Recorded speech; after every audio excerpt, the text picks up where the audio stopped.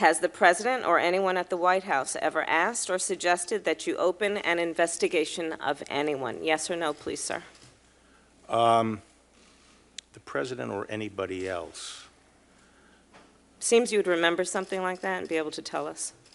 Yeah, but I'm trying to grapple with the word suggest. I mean, there I have think been she discussions has a of very powerful slogan when she says, I am the best person to prosecute the case against Donald Trump. And there's all these viral moments of her questioning senators and questioning politicians and making them wilt. Senator Kamala Harris has made a name for herself as a tough prosecutor. Did you have any communication with any Russian businessmen or any Russian national? Oh, we all know that look. The look that made Jeff Sessions nervous. We all know that look. Somebody Sir, I have just a few. Well, you let me qualify it. If I don't qualify it, you'll accuse me of lying. So I need to be correct as best I can. I do want you to be honest. And I'm not able to be rushed this fast. It makes me nervous. Are you? Kamala suffers no fools. My grandmother used to use that term, and she doesn't play a lot of games. So when it's time to work, you're working. Did you watch Dr. Ford's testimony? I did not. I plan Thank to. you. I plan Thank to. you. I plan to. Civil rights advocate Latifah Simon was 23 years old when she met Harris. I got a call one day from a woman who said she was a prosecutor in Oakland, but she had gotten a new job in San Francisco working with the city attorney, and that she wanted to start a task force for girls who were in the sex trade. And in that 5-minute phone call, I was like, who is this woman? And it was Kamala Harris. In 2003, Oakland prosecutor Kamala Harris was running for her first political office. And she was up against her former boss and then San Francisco District Attorney Terrence Hallinan. He was not just her former boss, but he sort of represented old San Francisco. So he was established San Francisco left. Rebecca Prozan was Harris's campaign manager. And in those days, we had a general election in November and a runoff in December. I looked at her and I was like, you're at 8%. Like, how are you going to pull this off? And she was like, you just need to get me into the runoff. If you get me into the runoff, I know I can win. 38-year-old Kamala Harris came out of nowhere and was It didn't take long for Harris to raise her profile. Kamala was running right up the middle. And so she was able to bridge a lot of the different parts of San Francisco together. She won, becoming California's first African-American district attorney. After me, I, Kamala Harris. I, Kamala Harris. Do solemnly swear. Do solemnly swear. That I will support. My first day working for her, That I will support. I went down the hall into the front office. I saw pictures of, there was like 40 white men, and then there was Kamala Harris. And 7 years later, Harris once again broke barriers, becoming California's first female and first black attorney general. I thank California, and now let's get to work. As DA and later as Attorney General of California, Harris's career was difficult to define. She refused to pursue the death penalty in a high-profile killing of a police officer, but also defended California's death penalty in federal court. She called for racial bias training for police, but did not support legislation that would have required her office to investigate fatal police shootings. She implemented reentry programs for felons, but also refused to review wrongful conviction cases. Calistoga, Napa area, the same Marisa Lagos, now a political correspondent at KQED, covered Harris's career as DA and Attorney General. This is a place where everyone's a shade of Democrat, and because of that, I think politics get really personal.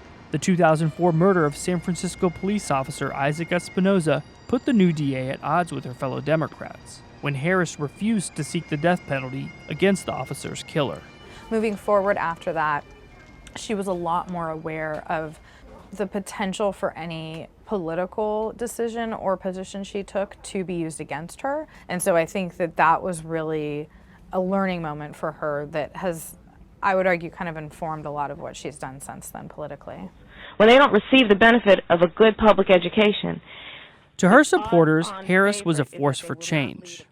We're talking 2004, 2005, 2006, and I have the elected DA, young black woman, telling me, create a program where we get 300 to 400 or 500 young people who the state says to put in jail for 20 years for 5 grams of crack, get them jobs. Scared and facing a felony conviction for selling cocaine. But the single mother caught a break when she was diverted to back on track.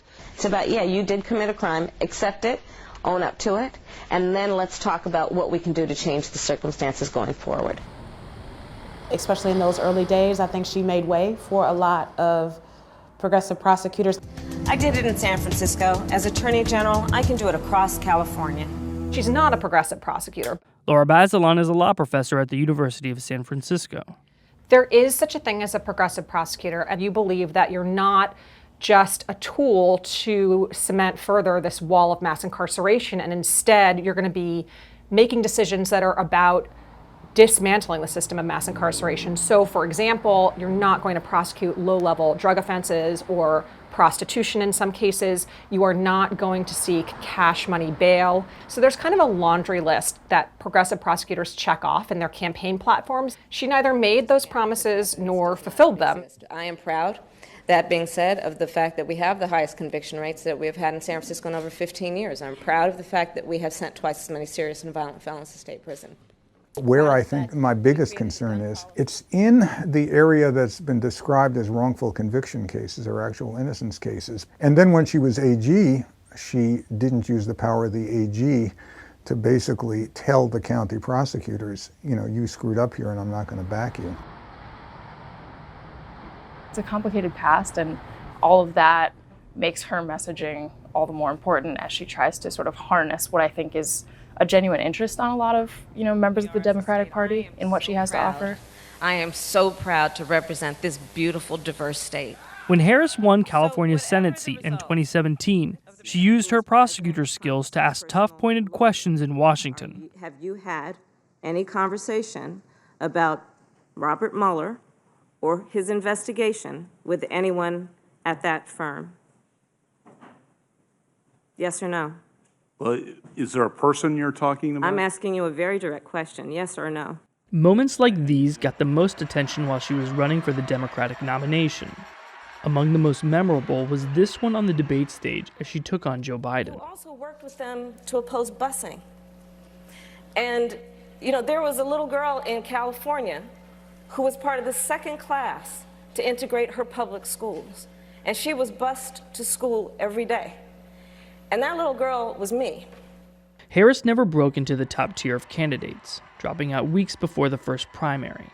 So, to you, my supporters, my dear supporters, it is with deep regret, but also with deep gratitude, that I am suspending our campaign today. But on August 11th, she became the first black woman and Asian American to run for vice president, on the same ticket as the candidate she fiercely debated. This is a fight that is for the soul of our country, that is born out of love of country, and this is a fight we will win.